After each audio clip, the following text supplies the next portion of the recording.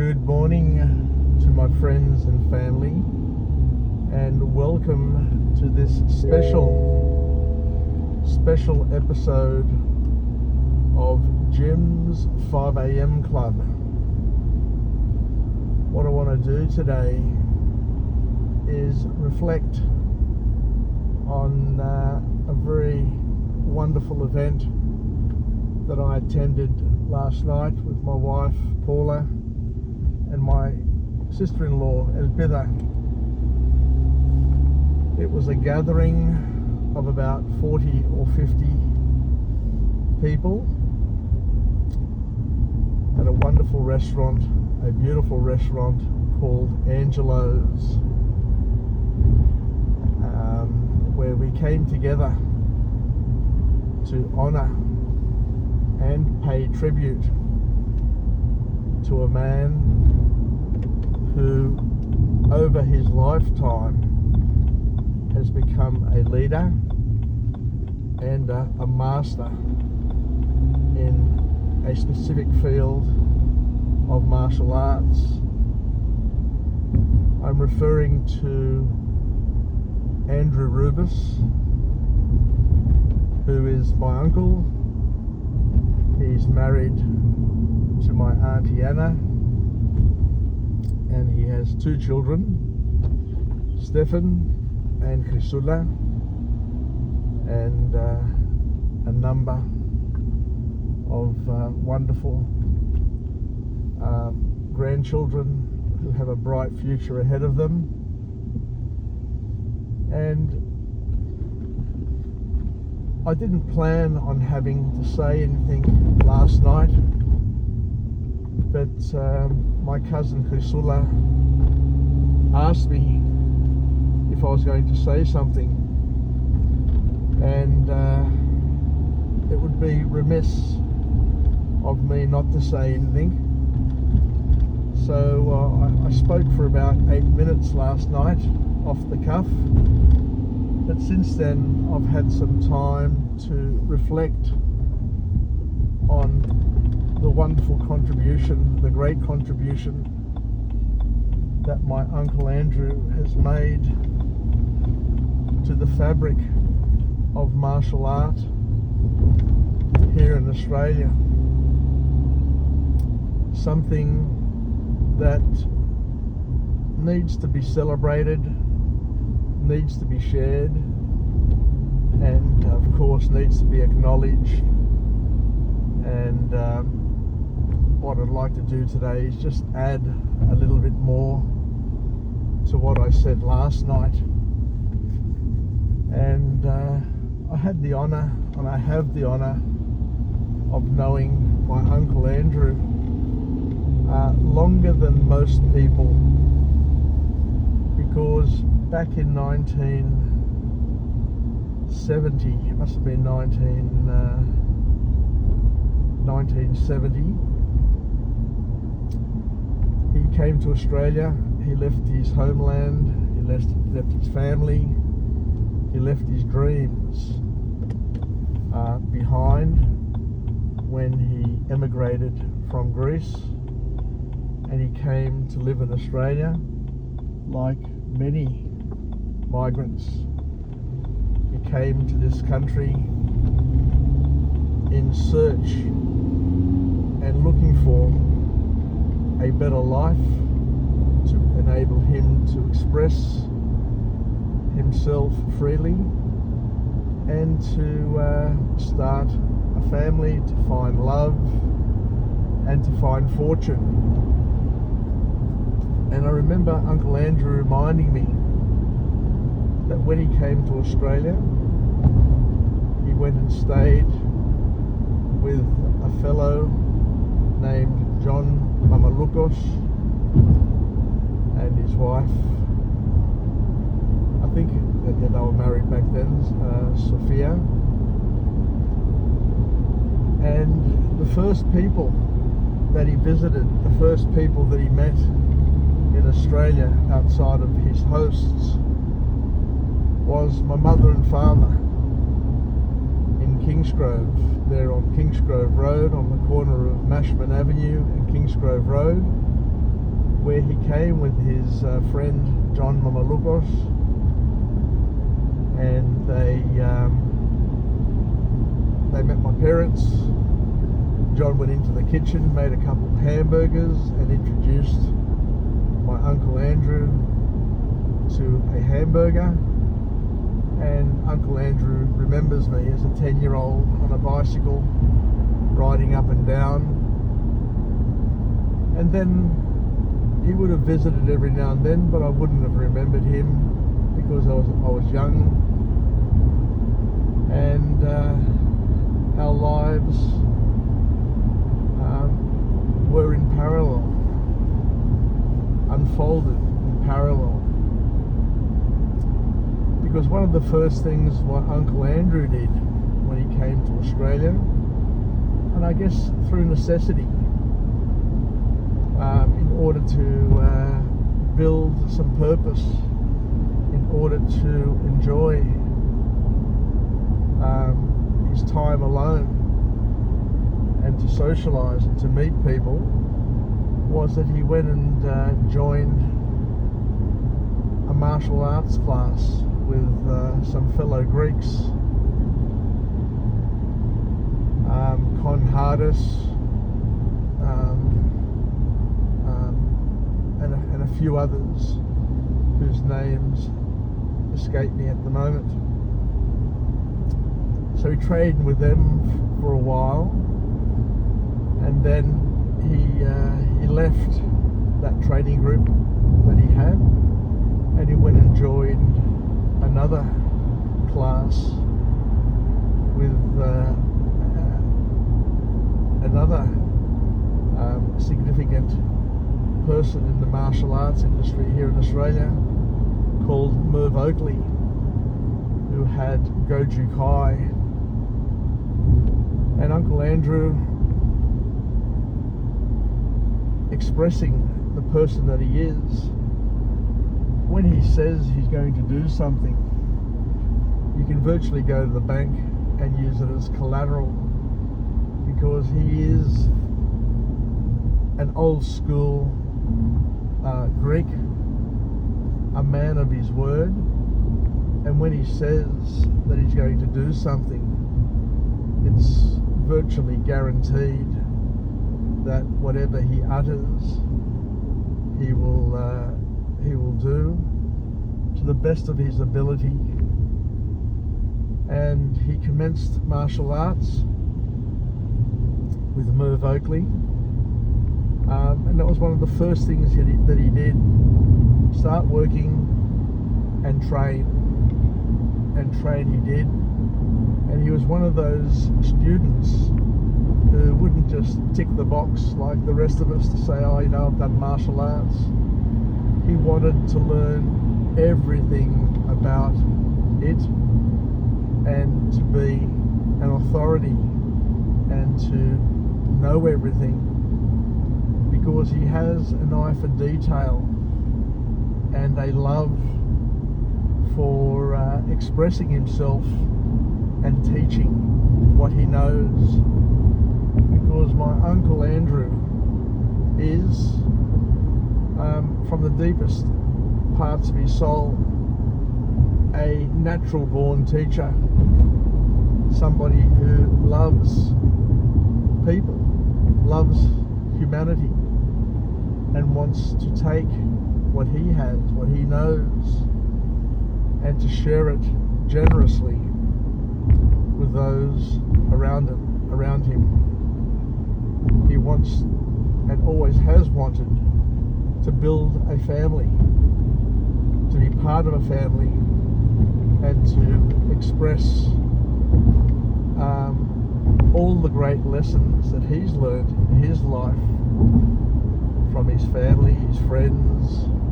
Because when he was young, he had a tough life, just like many people have had their version of toughness in their lives. Uncle Andrew needed to leave his place where he grew up in Patra, in Aegyo, which is close to Patra. Had to leave his family and ventured to Athens in search of employment and in search of his future. And that's where he got into his art and became a recognised and a wonderful sign writer here in Australia, having created many iconic signs for different people who had businesses in and around Sydney. But getting back to his martial arts, what I love most about my Uncle Andrew Rubis, was that he would travel to all the different classes wherever they were held. He would go to Granville, he would go to Rockdale, he would travel to Manly, I think, back then, and wherever Merv Oakley had a class, my Uncle Andrew would be there at night training, and training hard. My Uncle Andrew doesn't do anything half-assed or half-hearted. What he does fully committed, all in. And he progressed over the years. But what was interesting was that in parallel, I, as a 15-year-old, 14-year-old, also was training at the same dojos. Not all the same dojos, but I'd be going to Rockdale and training at Rockdale, which my uncle would frequent every now and then. But I wouldn't have known him back then because we hadn't seen each other. My parents left Kingsgrove and had a business in Oatley at that time, and we didn't spend too much time with each other. And what happened was that I was training under Merv Oakley, and I trained for, I think it was about a couple of years. I got my green belt, and then as I say, in parallel, my Uncle Andrew met my Auntie Anna. They got married, and my Uncle Andrew then had his brown belt, I remember. And I remember Uncle Andrew just giving me some lessons, some weapons lessons, when I'd go and visit. And very, very early in his marriage, he got his black belt. But he decided to travel to Japan to do something that very, very, very few people ever got to do back in those days. To travel to Japan, and I think he stayed there for about 10 weeks and trained extensively, morning to night. He would run to his training, and he got fully immersed into martial arts. He got fully immersed into Japanese culture, even for a little amount of time. But I remember him coming back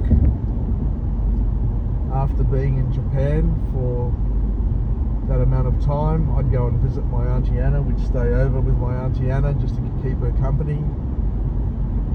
And he came back, and I remember him being thin and really, really fit because of the hard training that he did whilst he was in Japan.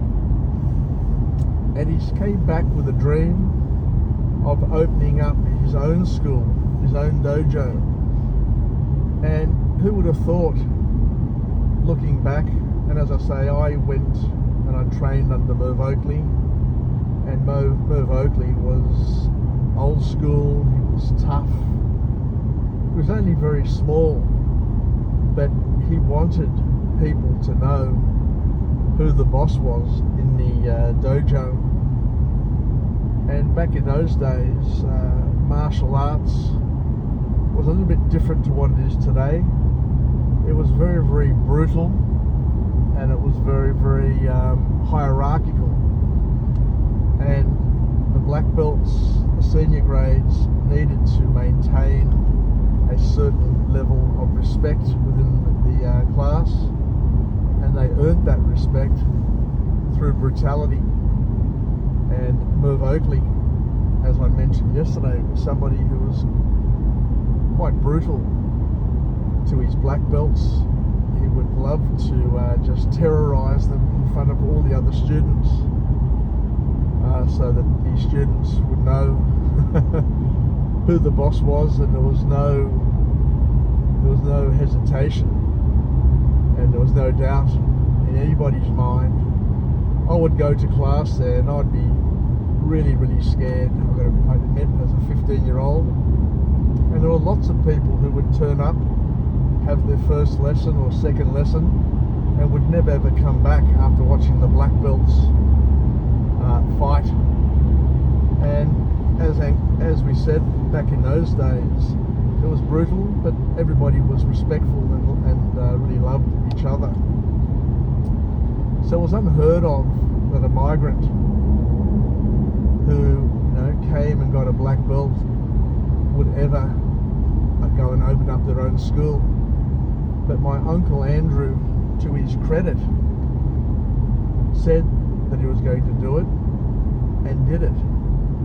Even with his limited English, with his limited experience, he started, and he's got to the point now where 53 years later, and with many, many black belts, with many, many students that he's been able to mentor and help over the years, because lots of people have come and gone.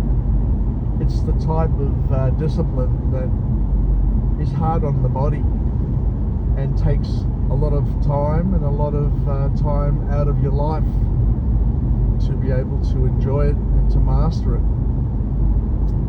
And lots of people, as I said, including myself, have come and gone.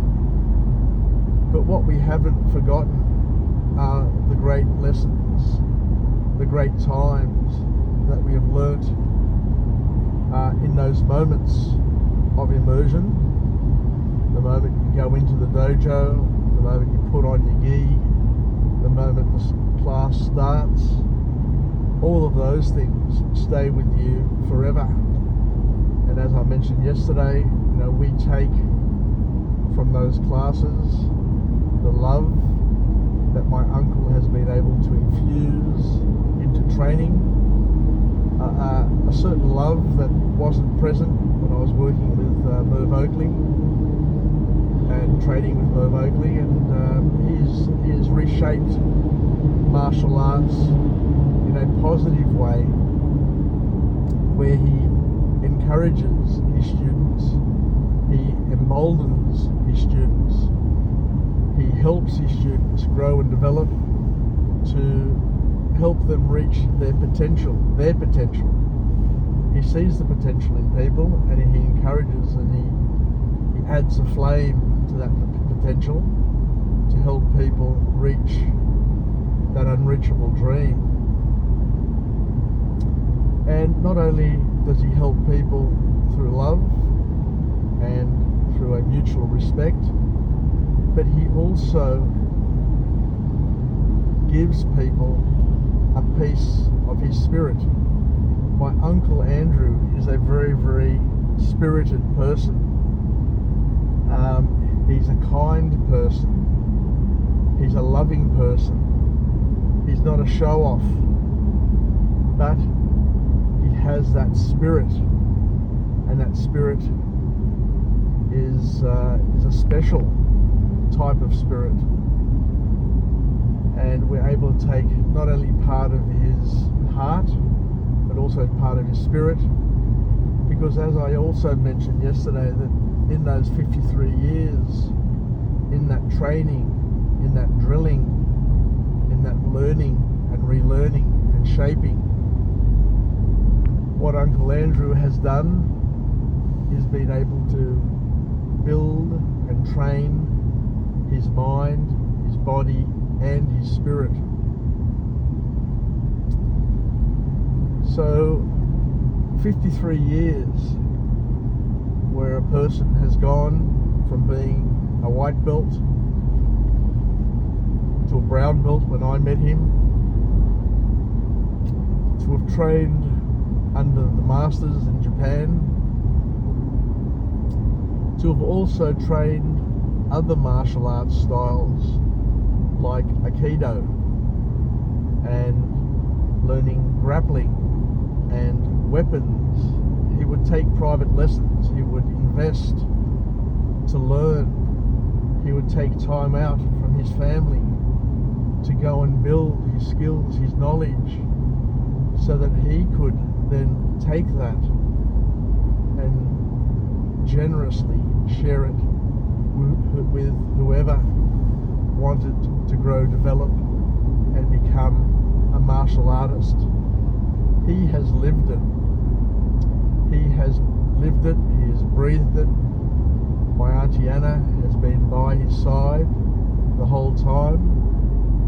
To her credit, she got her black belt, and even now she's by his side and by Stefan's side training. Priscilla is also there by his side all his life, and I salute my Auntie Anna, I salute my cousin Priscilla, and I also salute my cousin Stefan, who is honouring his father by being a student his whole life. And it's not easy. It's not easy to have a father who is the teacher, the sensei, because for many years those big shoes seem impossible to fill, and you never quite think that you're ever good enough. You end up spending most of your time worrying about not being good enough. But Stefan has, through the training that he has done, become a man of his own, has become a person worthy of saying that he is a master's son, because he will take over and become as great as his father, because God willing, he has the time ahead of him. He started training earlier than what his father has and what many other masters have. And if God gives him the grace of health, the grace of age, then he too one day will hopefully be able to emulate and match his father's achievements, many achievements, albeit having the benefit of being able to stand on the shoulders of a great man and a great martial artist in Andrew Rubis.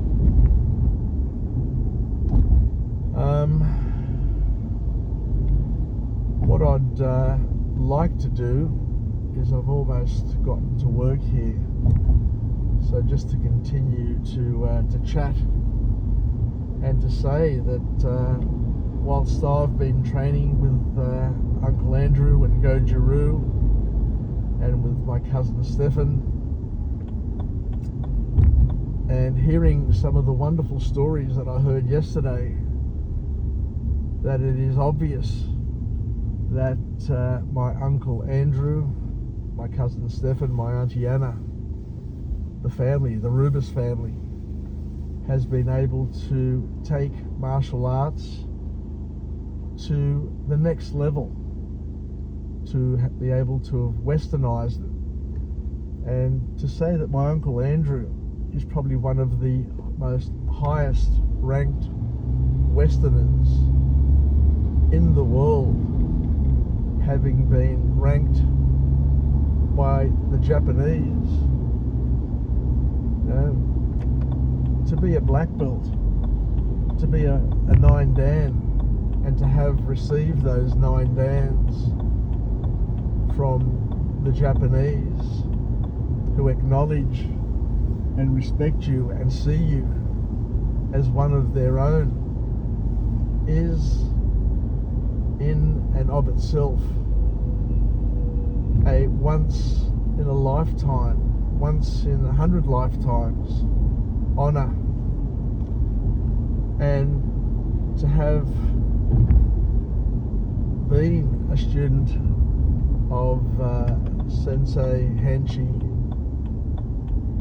Andrew Rubus, and to have been with my cousin Stefan as well, and to train side by side with Stefan, with my auntie Anna, with my uncle Andrew, with Chrysula, and to have seen the tough road that my uncle and the Rubus family have been through, and to see that they are stuck to it. And as I mentioned last night, you can't become a master, you can't become a leader in anything in life unless you're willing to put in the time, unless you're willing to contribute to other people's growth and development, unless you get up and you stay present and you turn up every day, and do it with love, and not to do it for the money, but to do it for the contribution. And that one day you'll get that payback. One day you'll get people like last night telling you how you have changed their lives in different ways, that you have made them who they are today, or you have helped contribute to making them who they are today, and that you're an extension, or they feel like they're an extension of your family, and the wonderful lessons that they have taken, that they have received with love along the way, they will hold dearly and closely to their heart, and they will share with others through their example in their life. I would just like to once again thank my Uncle Andrew, my Auntie Anna, my cousin Stefan, my cousin Chrysula, and all of those who have stuck by and help build the brand of Goju-Ryu, and to say that hopefully one day we can all be proud to continue to say that we have been students of the great Andrew Rubus, and to look back with fondness at all of the great years that we have enjoyed, and the lessons that we have taken, the life lessons and the love that we have received in our hearts. Anyway, I've just arrived at work here, so I'll just park up and we can have a chat again at some other time. So wishing you all the best, and I think I'll just turn in here and go and park around the front. But it has been an honour, and as I said, I'm glad I got an opportunity to talk in public, to talk from the heart, and to try and add something more to the story of Andrew Rubus, and to once again celebrate his wonderful contribution, and to talk with authority about the timeline that I've also had the opportunity to be part of and to enjoy over time.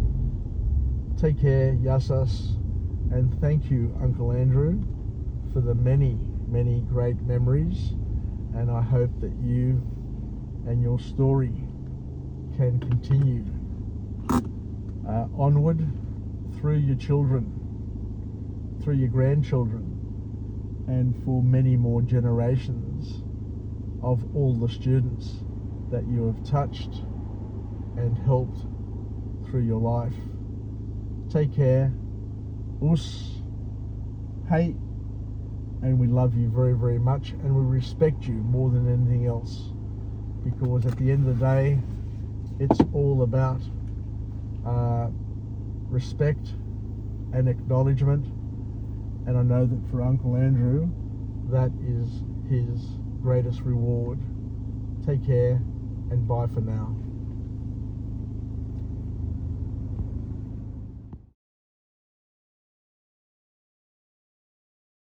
Of me not to honour my Uncle Andrew.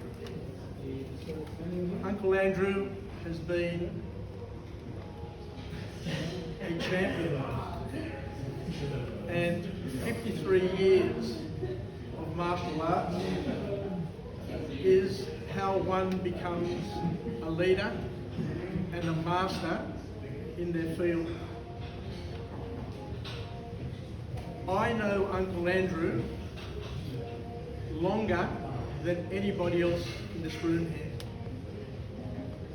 53 years Uncle Andrew has been practicing martial arts, and I met him 53 years ago as a 10-year-old. When he first came to Australia, the first people that he visited were my parents at their shop. But interestingly enough, after that initial meeting, I ventured into martial arts independently, and Uncle Andrew ventured into martial arts. And before he met Auntie Anna, he was doing martial arts with Merv Oakley, and I was also in that same class, and we didn't know that we were studying under the same teacher. Back in those days, I just want to compliment and supplement what Stefan was saying in terms of the timeline, because I've been able to live and experience those timelines in real time, and I've seen Uncle Andrew go from being a brown belt to being one of the highest qualified martial artists in the world. Nobody would ever expect that a Greek migrant who came to Australia, who left his family, left his homeland to come to have a crack at a better life, would one day be a 9-dan black belt. But not only 9-dan, that anybody just sees your 9-dan.